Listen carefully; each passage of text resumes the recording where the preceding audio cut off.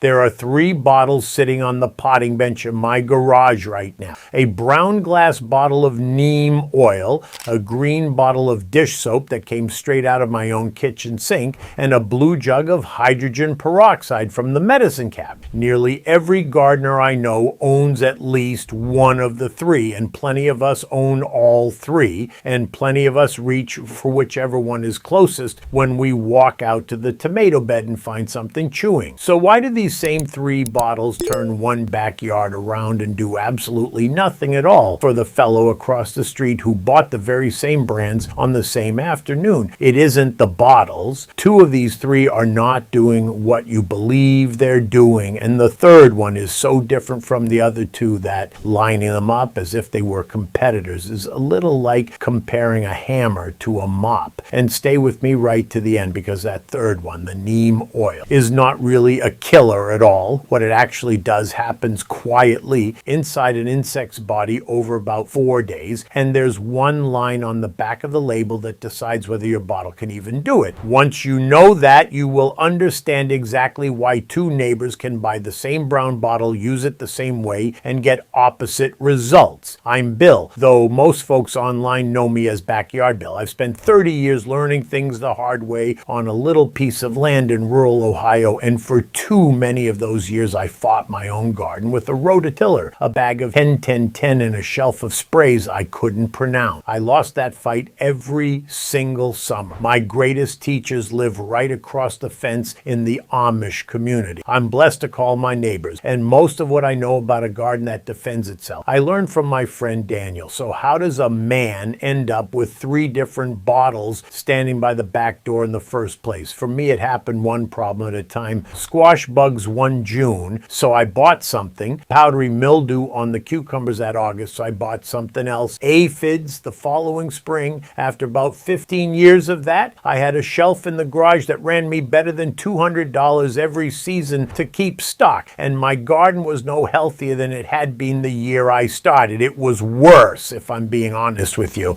And the whole time I could see Daniel's garden through the fence line. It sat in the same Ohio soil, under the same Ohio sun, with the same Ohio bugs coming through. And all those years, I never once saw a spray bottle in that place, and I looked. That bothered me for a good long while before I finally worked up the nerve to ask him about it. What he told me is the reason 2 of these 3 bottles still live on my bench, and one of them almost never comes off the shelf at all. And I'll come back to that brown bottle and what it's really doing in there, because that is the part that decides everything. Now, what Daniel told me that day wasn't a spray at all, and it grew into a whole system I've been building on my own ground ever since. I wrote all of it down in a book called The 30-Day Amish Pest-Proof Garden Protocol. It's the complete old-world system my Amish neighbors taught me for building a garden that defends itself without chemicals, laid out as 30 days any home gardener can follow, one small job at a time. It's 117 pages, and it starts where I should have started, with the 5 reasons modern gardens attract pests and Amish gardens don't. It's $17, marked down from $47. $17 one time against a shelf of sprays you buy again every single spring. Now go ahead and grab your phone and open up your camera, the same one you use to take pictures. Point it at that square code on your screen and hold it steady for a second. Little link will pop up, give it a tap, and it will take you straight to the book. And if you are watching on your phone right now, the link is waiting for you right down below in the description. Take your time. There is no rush at all. I'll wait right here. All right, let's take these 3 bottles one at a time, starting with the one already sitting by your kitchen sink. Nearly everything sold as dish soap today is not soap at all. Real soap is fat and lye, and that is the whole recipe. What's in that green bottle is a detergent, which is a manufactured cleaner built to cut baked grease off a roasting pan, and depending on the brand, it may also carry degreasers, dyes, perfume, and sometimes an antibacterial agent riding along on top of that. Now, the part of it that works on bugs is real. When a soapy solution lands wet on a soft-bodied insect, it breaks down the waxy coating that holds their moisture in, and it disrupts the cell membranes underneath, and the insect dries out. That works on aphids clustered under a tomato leaf. It works on spider mite, whiteflies, thrips, mealybugs, and young squash bugs before they harden up, but it only works while it is wet. The moment that spray dries on the leaf, it is finished. There is nothing left working for you overnight and nothing protecting that plant tomorrow. And it costs you two things. The first is your leaves, that same waxy coating you're stripping off the aphid.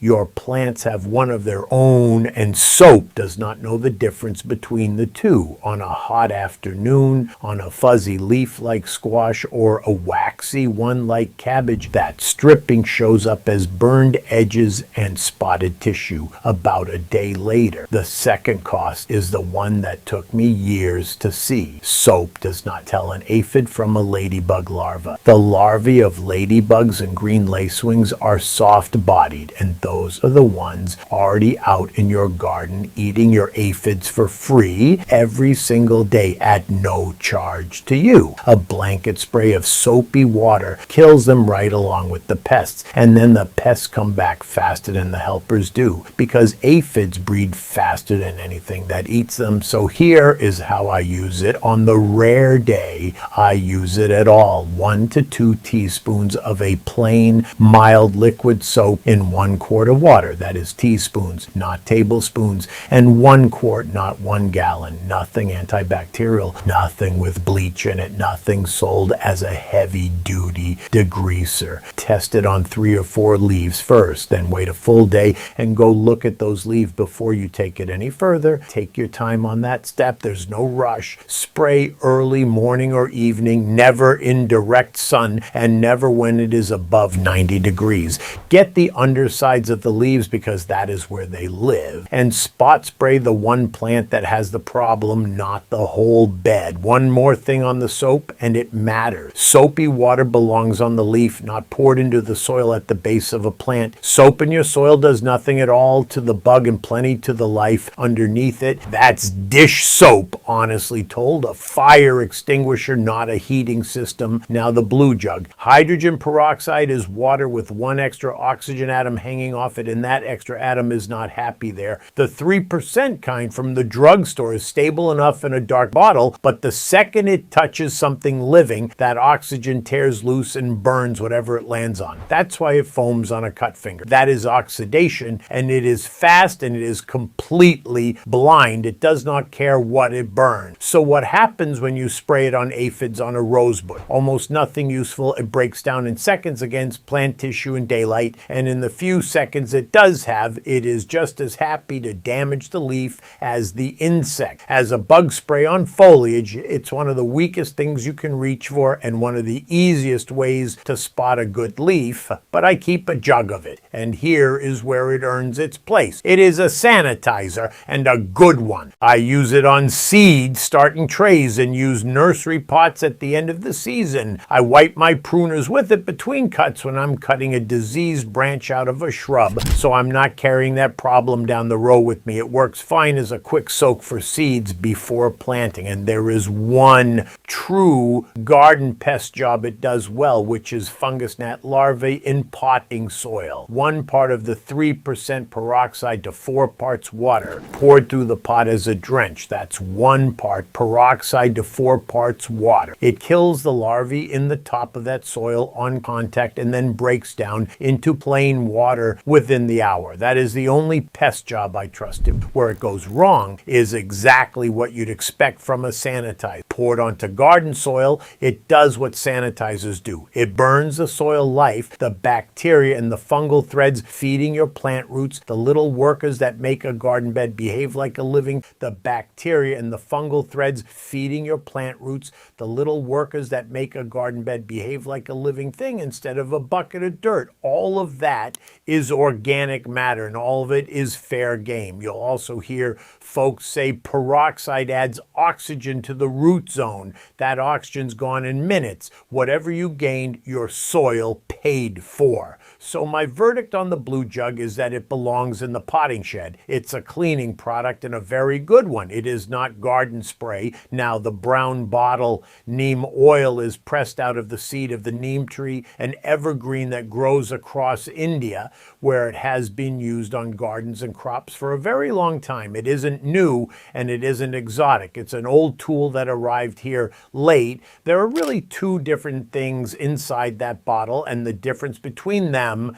is this whole video. The first thing is the oil itself. And oil behaves like oil. When it lands on soft-bodied insects and their eggs, it coats them and they smother, the same way any horticultural oil works. It also leaves a very thin film across the leaf surface that makes it harder for certain fungal spores to take hold, which is why it helps against powdery mildew on squash and cucumbers, and why folks reach for it on black spots on roses. The second thing inside that bottle is a compound called azadirachten, and that is the one I promised you at the start. Hold on to that name, because in a few minutes it's going to explain why your neighbor swears by neem and you got nothing out of it. First though, how to actually get it onto a plant, because this is where most of the failures happen. Neem is an oil, and oil will not mix into water on its own. You need warm water, not cold. You need a small amount of that same mild soap, about a half teaspoon per gallon, just enough to hold the oil and the water together. And you need to keep shaking that sprayer the whole time you work, because it will separate on you inside of a couple minutes. The standard rate is 1 to 2 tablespoons of neem oil per 1 gallon of water. That's tablespoons per gallon, and I'd start at 1 tablespoon, not 2, until you know how your plants take it. Spray at dusk, not midday, not in bright sun. Get the undersides of the leaves, because that's where aphids and mites and whitefly nymphs sit. Never spray a plant that is already wilted or drought stressed, because it can't carry the extra load. Never spray when it's above 90 degrees. And test a few leaves and give it a full day before you do the whole plant. And there's one more reason for dusk, and to me it's the most important one. Neem is hard on bees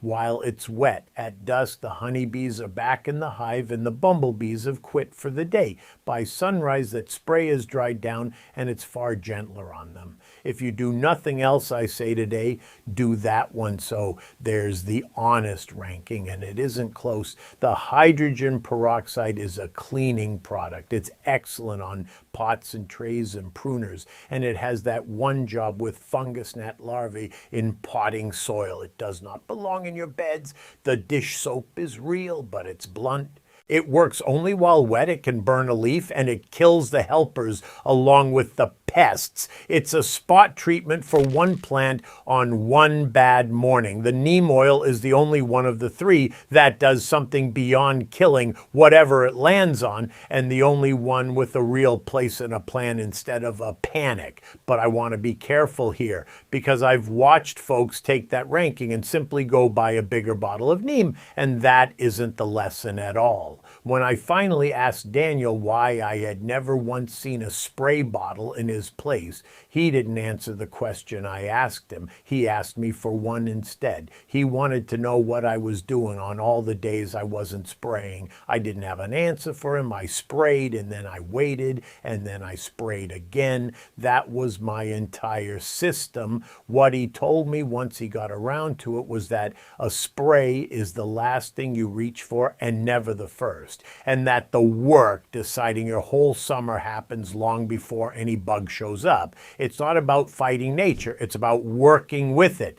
The plain free piece that I can hand you today is the morning walk. 10 minutes, coffee in hand, down every row, turning leaves over as you go. You're not looking for something to kill. You're just looking, because when you catch a problem with 12 aphids on one pepper plant, a squirt of soapy water on that one plant is genuinely enough. When you catch it at 1,200 aphids across the whole bed, nothing in any of these 3 bottles is going to save it, and you'll spend the rest of your summer trying anyway.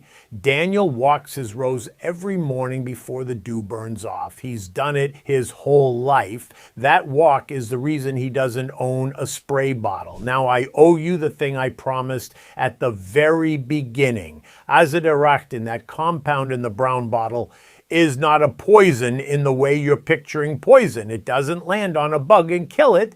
What it does is interfere with the hormone that tells a young insect it's time to molt, which is the process where it sheds its shell to grow into its next stage. An insect that can't molt, can't grow, can't become an adult, and can't lay eggs. On top of that, azadirachtin makes the leaf taste wrong, so the insect stops feeding almost right away. So what you actually get is a bug that quits eating, quits growing, quits breeding, and dies a few days later of doing nothing at all. And that changes everything about how you judge whether it worked. If you spray Neem on Monday and walk out Tuesday morning expecting dead aphids on the ground, you're going to find live aphids sitting exactly where they were, and you're going to decide the bottle is junk. That is the single most common mistake made with Neem, and I made it myself for 2 seasons running. Give it 3 to 7 days. 3 to 7 days, not 1. Second, it works on the young ones and does very little to eggs. So the egg's already on that leaf hatcher 4 or 5 days later into a fresh crop that never got touched. 1 spray can't win. You spray, then again in 7 days, then again 7 days after that. 3 sprays, 7 days apart, and now you've covered the life cycle instead of 1 moment in it. Third, sunlight tears azadirachtin apart. Spray it at noon, and a good share of it is broken down before it ever gets the chance to do its work. That's the same dusk rule I gave you a minute ago, and now you know it was never just about the bees. And fourth, the one that answers the question I asked you at the start. Turn your bottle around and read the ingredients on the back. If it says clarified hydrophobic extract of neem oil, and an awful lot of what sits on store shelves says exactly that, then most of the azadirachtin has been processed out of it. What you're holding is a perfectly good horticultural oil that smothers and coats and nothing more. It cannot do the molting work because the part that does the molting work isn't in there anymore. Cold pressed neem oil, sometimes labeled raw or unrefined, still has it. Same shelf, same word on the front of the label, 2 completely different tools in your hand. That's why 2 neighbors by Neem use it the same way, and only one of them gets a clean garden. One of them read the back of the bottle and sprayed at dusk on a 7-day rhythm. The other one bought an oil and sprayed it once at noon, and that right there is the heart of what Daniel gave me, that a garden runs on a clock, and your whole job is learning that clock instead of fighting it. The 30-day Amish Pest-Proof garden protocol is that same lesson laid out day by day, the complete old world system. My neighbors taught me 117 pages of it, so your garden can start defending itself this season instead of next. It's $17, marked down from $47. $17 one time against a shelf you restock every single spring. If you've been fighting the same pest 3 summers running, let this be the summer you stop fighting it. Now go ahead and grab your phone and open up your camera, the same one you use to take pictures. Point it at that square code on your screen and hold it steady for a second. A little link will pop up, give it a tap, and it will take you straight to the book. And if you are watching on your phone right now, the link is waiting for you right down below in the description.